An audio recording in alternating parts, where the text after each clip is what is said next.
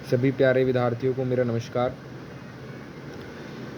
आज हम class 10th का जो सिलेबस है साइंस का, उसके बारे में स्टडी करेंगे। पहले मैं अपना इंट्रोडक्शन दे देता हूँ आपको।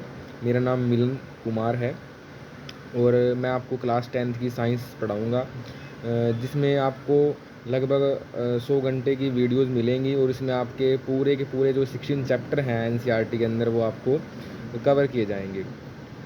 मेरा एक्सपीरियंस है, मैं 3-4 साल से जो है क्लास 10th की साइंस को पढ़ा रहा हूँ और मैंने बीएससी की हुई है।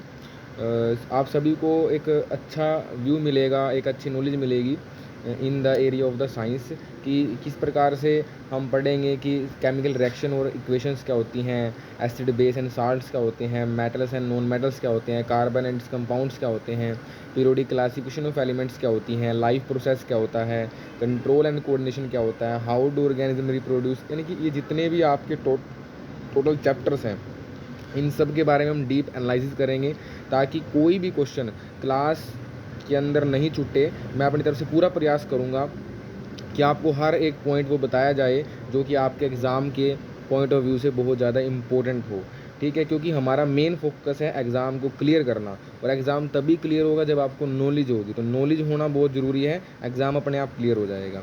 ठीक है, तो मैंने आपको अपना इंट्रोडक्शन दे दिया है। अब हम इसमें से जो हम चैप्टर शुरू करेंगे वो चैप्टर 7 है, जो कि बायोलॉजी का चैप्टर है, जिसका नाम है कंट्रोल एंड कोऑर्डिनेशन।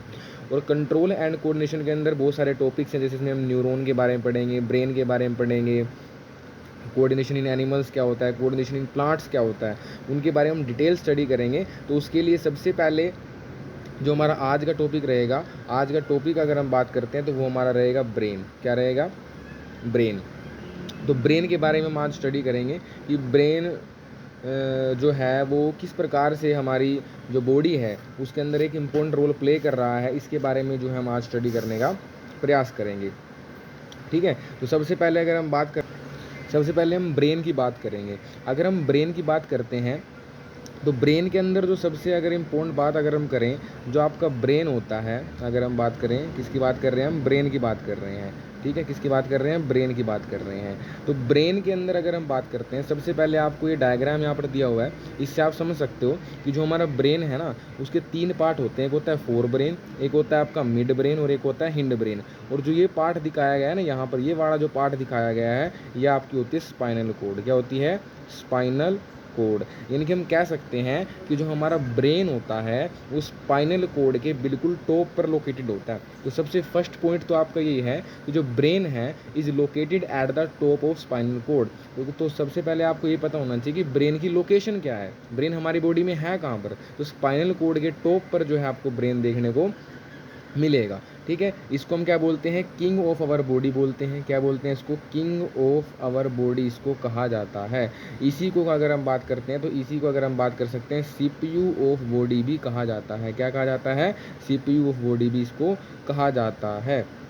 ठीक है, अगर हम ब्रेन के बारे में बात करते हैं तो ब्रेन की जो स्टडी होती है, सबसे पहले आपको पता होना चाहिए स्टडी ऑफ ब्रेन। तो जो ब्रेन की जो स्टडी होती है तो उसको हम क्या बोलते हैं? उसको बोलते हैं न्यूरोलॉजी। क्या बोलते हैं? न्यूरोलॉजी। तो स्टडी ऑफ ब्रेन किसे कहते हैं? हम न्यूरोलॉजी कहते हैं। और जो इसके स्पेशलिस्ट होंगे उनको क्या बोलेंगे? हम न्यूरोलॉजिस्ट। क्या बोलते हैं उनको? न्यूरोलॉजिस्ट बोलते हैं। तो उसको जो स्टडी है उसको न्यूरोलॉजी बोलेंगे और जो उसके स्पेशलिस्ट हैं उनको हम न्यूरोलॉजिस्ट बोलने का काम करेंगे। अगर हम बात करते हैं कि ब्रेन की फॉर्मेशन कैसे हुई, ब्रेन कैसे बना, ब्रेन की फॉर्मेशन कैसे हुई, तो उसको हम पढ़ेंगे कि ब्रेन की फॉर्मेशन कैसे हुई है। अगर आपको पता हो कि जो एम्ब्रोयो होता है, तो एम्ब्रोयो की अगर हम बात करते हैं तो एम्ब्रोयो की 3 लेयर होती हैं, फर्स्ट लेयर, सेकंड लेयर और एक होती है आपकी थर्ड लेयर। अगर हम बात करते हैं फर्स्ट लेयर की, तो फर्स्ट लेयर को हम क्या बोलते हैं? एक्टोड्रम बोलते हैं, सॉरी एंडोड्रम बोलते हैं। क्या बोलते हैं इसको? एंडोड्रम बोलते हैं। और सबसे बाहर वाली को हम बोलते हैं एक्टोड्रम। ठीक है, अंदर है ना तो क्या बोलेंगे? एंडोड्रम, एंड हो जाता है जहाँ पर। और एक्टोड्रम कहाँ पर? जो बाहर है। और जो बीच वाली है इसको हम क्या बोलेंगे? बीच में, मिड में है तो क्या बोलेंगे? मिजोड्रम बोलेंगे। क्या बोलेंगे इसको? मिजोड्रम। तो सबसे बाहर वाली को हम बोलते हैं एक्टोड्रम। ठीक है, मिड वाली को हम बोलते हैं मिजोड्रम। और सबसे जो अंदर वाली है उसको क्या बोलते हैं, एंडोड्रम बनते हैं। और जो हमारा ब्रेन है, अगर हम किसकी बात करते हैं, ब्रेन की, जो हमारा ब्रेन है तो उसकी जो फॉर्मेशन हुई है, ब्रेन की जो फॉर्मेशन हुई है वो किस पार्ट से हुई है, एक्टोड्रम पार्ट से हुई है। तो पेपर के अंदर पूछ लें जो ब्रेन है वो कैसे बना है, तो ब्रेन का जो निर्माण हुआ है, ब्रेन की जो फॉर्मेशन हुई है वो किससे हुई है, एम्ब्रोयो की जो एक्टोड्रम जो सबसे आउटर लेयर है उससे उसका क्या हुआ है, निर्माण हुआ है। ठीक है, यहाँ तक आपको समझ आ गया होगा। उसके बाद जो हमारा ब्रेन होता है, ठीक है, ब्रेन के चारों तरफ ना एक मेम्ब्रेन होती है, उस मेम्ब्रेन को क्या बोलते हैं, उस मेम्ब्रेन को बोलते हैं मेनिंजिस मेम्ब्रेन। क्या बोलते हैं, मेनिंजिस मेम्ब्रेन बोलते हैं। कौन सी मेम्ब्रेन होती है, मेनिंजिस मेम्ब्रेन होती है।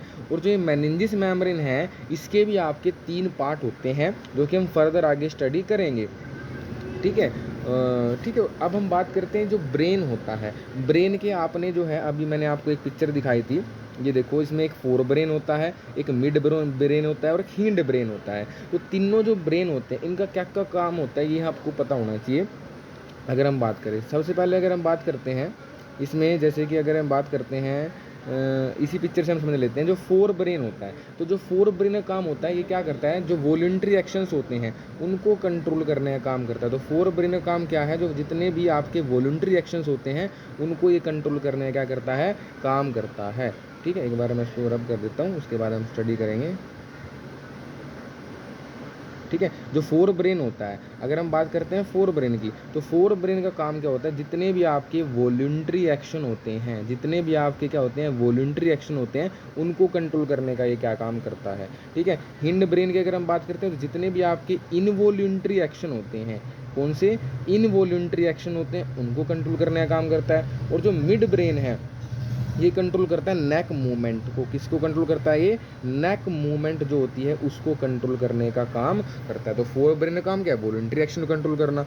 मिड ब्रेन का काम क्या है, नेक मूवमेंट को कंट्रोल करना। जैसे देखने से संबंधित कोई नेक मूवमेंट है, कोई हमें आवाज़ देता है तब हम उसकी तरफ देखते हैं, तो वो मिड ब्रेन कंट्रोल कर रहा है। और हिंड ब्रेन किसको कंट्रोल करने का काम कर रहा है, जितने भी आपकी इनवॉलंटरी एक्शंस हैं उनको कंट्रोल करने का क्या करता है, ये काम करता है। उसके बाद आगे फोर ब्रेन के भी बहुत सारे पार्ट्स होते हैं जो कि आपको फर्दर वीडियोज़ के अंदर हम आपको बताएंगे। बहुत बहुत धन्यवाद आपका।